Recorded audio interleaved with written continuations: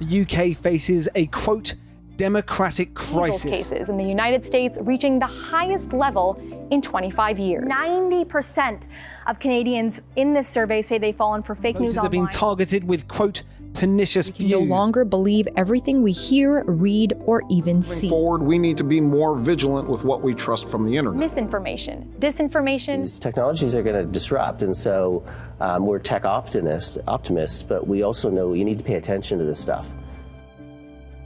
In the last 3 years, since we launched Leaders Fund, one of the things we really wanted to encourage more of, or we're hoping to see more of, was entrepreneurs tackling really, really large problems. Could we mount a challenge to focus on some of the world's biggest problems and have us as Canadians take a crack at solving them? And that's where the Leaders Prize came from.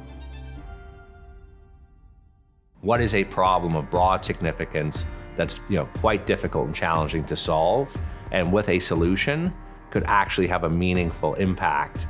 And so when we think about those criteria, we got to this topic of fake news. Well, I'm really, really excited to be here today after a 2-year journey to be announcing Canada's largest AI prize.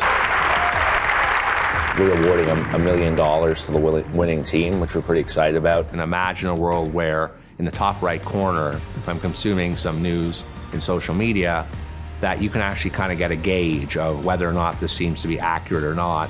And so what AI is doing is going to try and get rid of the bias, get rid of the propaganda, and say what are the facts. The University of Waterloo is providing the technical capacity behind what's required to drive a prize of this scope forward. It's all about Canadians coming together to solve some of the world's biggest problems.